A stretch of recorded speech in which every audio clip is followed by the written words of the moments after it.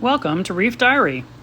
This evening I went ahead and did a couple things for the tank. I went ahead and I cleaned the protein skimmers collection cup, which I hadn't done in probably 6 weeks, 8 weeks, because it goes into a waste collector and has the skimmer swabby to keep the inside of the net clean. But it was definitely time to remove it and do it.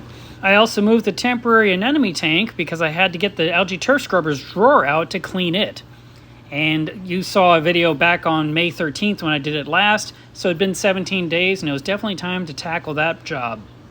And it's been 2 days since the addition of the 2 bimaculatus anthias, and I can't find the female anywhere.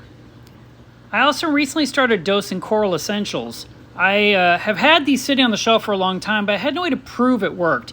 It occurred to me that I'm using ICP to tell me my parameters, including the trace elements, and these bottles literally have written on them various trace elements I'm lacking. So I thought I'll go ahead and dose these daily for a couple of weeks or until the bottles are empty, and then send off another ICP test and see how well it worked, and did it bring those numbers up to the level they need to be. So here's the drawer from the algae turf scrubber, and the algae is nice and green and growing up the sides.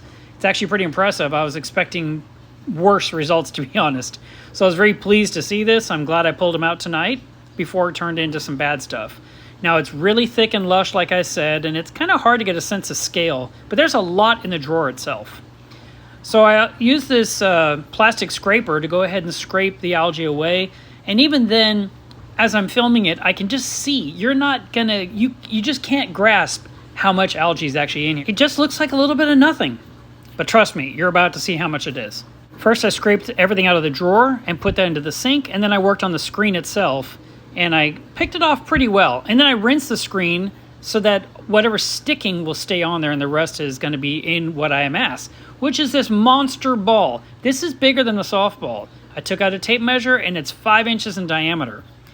And it was squeezed out. There was no drop of water coming out of this. It's dry algae. So I threw it on the scale.